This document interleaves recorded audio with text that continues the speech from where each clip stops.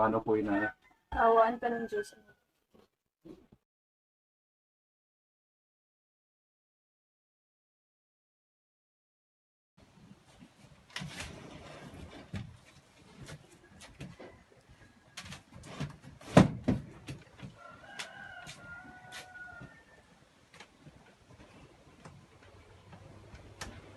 Josepa, maaari mo ba kaming iwan ng inay?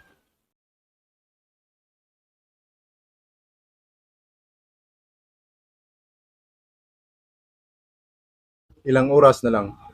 Nais ko pa po sanang tapusin ang mga nasulat kong akda. Pero mukhang hindi na po yata aabot. Bakit ba kasi hindi mo sinunod ang mga pangaral ko sa iyo nung bata ka pa?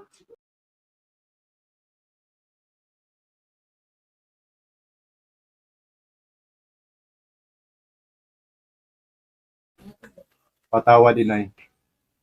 Ngunit hindi po yata ako ganong uri ng tao. Masyadong malaki ang pangangailangan ng bansang ito para sundin ko pa po ang mga pangaral niyo. Nagpalathala ako ng ilang mga libro upang ilahad ang totoong pangyayari dito sa Pilipinas. Tayong mga Pilipino ay siyang dapat namumuno sa ating bayan.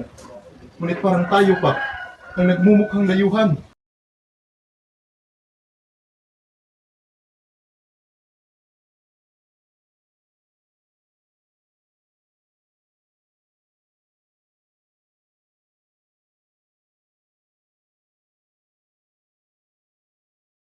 Anak, alam mo ba ang pabula patungkol sa batang gamo-gamo? Hindi po, inay. Ikukwento ko sa iyo. Isang gabi, may isang batang gamo-gamo na lumilipad-lipad sa isang lampara. Ngunit, nakita siya ng kanyang ina na lumilipad-lipad dito. Ang sabi ng kanyang ina, huwag kang lalapit sa lampara. Ngunit ang batang gamo-gamo ay patuloy na lumilipad-lipad sa lampara hanggang sa ito ay nasunog at namatay. Ganon po ba, inay? Oo, Jose, kaya ikaw, huwag kang gagaya sa batang gamo-gamo. Pero, inay, gusto ko pong maging matapang. Bakit ko po pipigilan ang aking sarili sa gusto ko? Gaya ng isang gamo-gamo, naakit siya sa apoy. Kaya gusto ko pong makahanap ng mga kasagutan sa aking katanungan. Kinakailangan ko din po bang mamatay gaya ng isang batang gamo-gamo?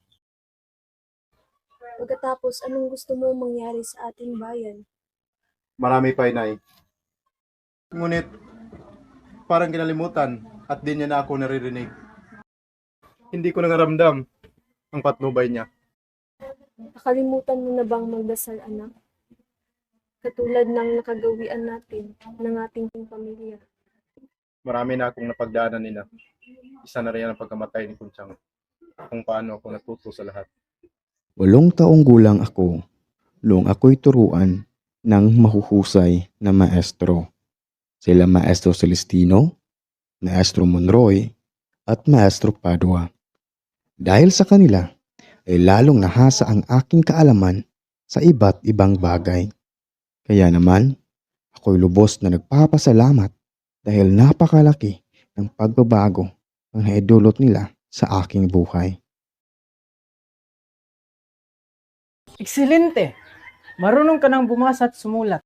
Higit pa riyan, ang pagiging listo mo sa matematika at relihiyon.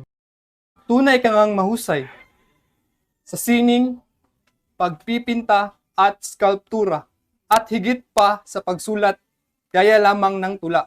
Ang pag-alala ay dapat gawin. Sa edad mong to, ngayong panahon, ang ikaw ay matuto ng marami at mamumukadkad. Ako at si Pasiano ay tumungo sa binyan upang ipagpatuloy ang aking pag-aaral sa pasya ng aking mga magulang pagkaraan ng pagkamatay ni Ginoong Monroy.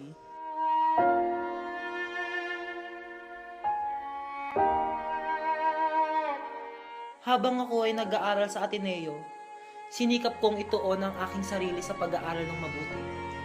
At hindi naman nabigo ang aking sarili dahil lagi akong nangunguna sa aming klase. At aking dinasaksihan ang pagkamatay ng 3 paring inakusahan ng maling paratang. Isinama ako ng aking kapatid na si Pasiano at doon ko nakita ang kanyang hinagpis dahil malapit ang loob niya kay Padre Jose Burgos. Saksihan nyo ang pagpatay ng paring taksil, mga irehe, kunin mo ang unang pare.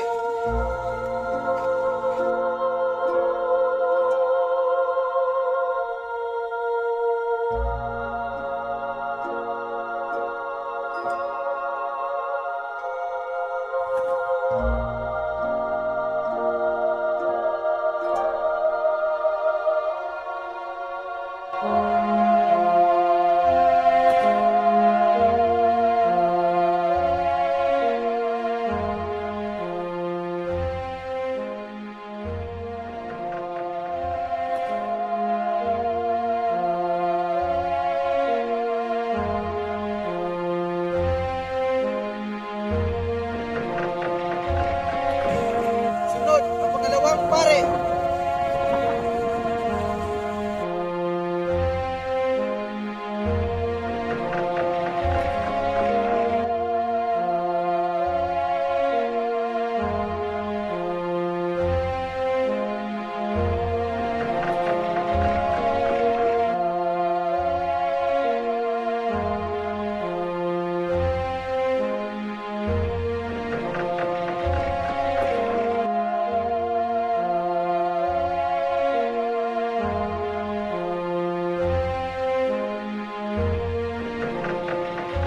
Kunin mo ang huling taksin.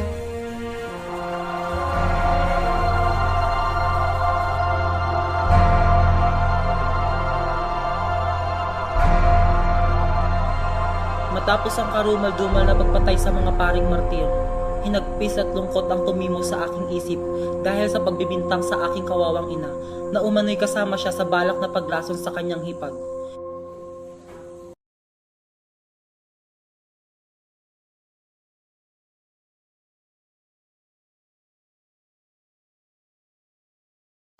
Lumayas ka rito. Layuan mo ang asawa ko. At ikaw, Judora. Ha? Kailan mo pa ako ginaganito? Mahal! Wag! Manang Judora. O Alberto, ano ang dahilan at naparito ka? Malaman kong may pinakasama ang aking asawa. May plano akong layasin siya. Ano? Hindi maaari. Ano lang ang sasabihin ng ating kapitbahay? Hindi magandang pag-usapan tayo ng bayan. Huwag mong gagawin. Huwag mong hayaang masira ang pangalang iniwan sa atin. Kung yan ang iyong hinanais, paparaya na lang ako.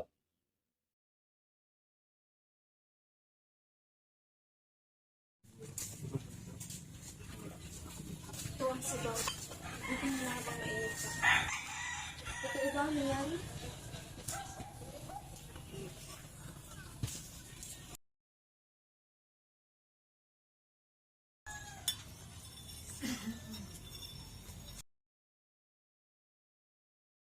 Fedora, Ano ba?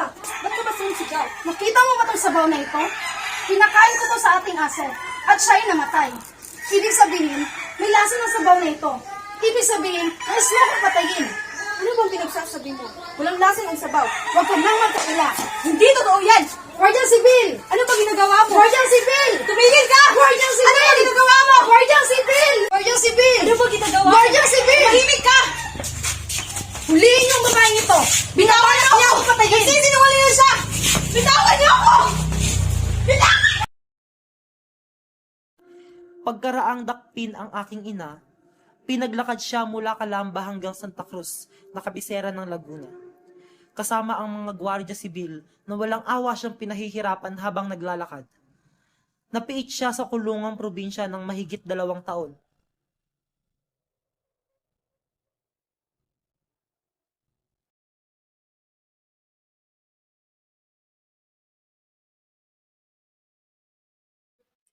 Jose, ano ba ang iyong iniisip? Napakadami mo nang nalalaman. Baka naman ikapahamak mo pa yan. Ayoko namang matulad ka sa 3 paring Gomez, Burgos at Zamora. Mahal, hayaan na natin siya. Kung yan ang iyang nais. Bigyan natin siya ng pagkakataong pagdesisyon para sa kanyang sarili. Ina, susuportahan na lang natin si Jose. Sa palagay ko'y matutunan din niya ang kalagayan ng ating bansa sa pamamagitan ng edukasyon. Inay, alis na po ako. Itay, alis na po ako. Kapatid, alis na ako. Mag-iingat ka, aking kapatid. Anak, mag-iingat ka. Tay.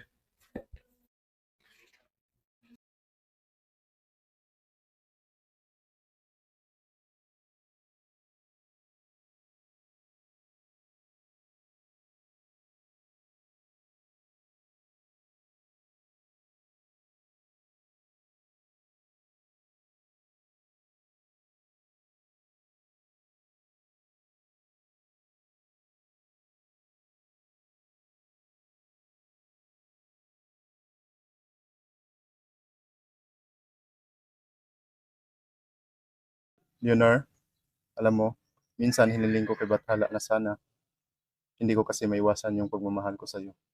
Pero Jose, paano na lang pag nalaman nila ang relasyon natin sa isa't isa? Ano na lang gagawin natin? Bahala na. Ngunit hindi kami nagkatuluyan dahil sa makalipas ang ilang buwan, nabalitaan ko na lamang na siya ay nagpakasal kay Charles Henry Keeping. Ako ay nagtungo sa Espanya at makalipas lamang ang ilang taon ay tumungo naman ako sa Europa. At doon ko sinimulang gawin ang Noli Me Tangere.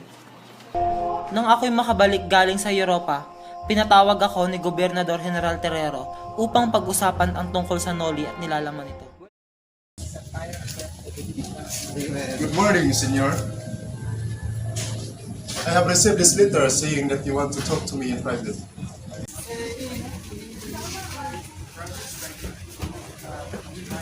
Yes, Senor. I have sent you this letter because I want to know if you want to go back to Hong Kong. But why did you ask? We have found this in Villa Place in your sister Lucia. This is a Progress Friarless which is a satire against Dominican friars.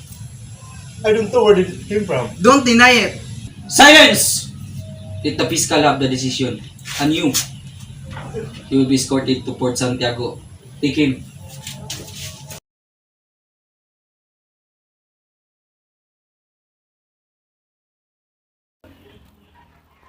Kailangan natin gumawa ng paraan upang matulungan natin si Rizal sa kanyang kinaroroonan.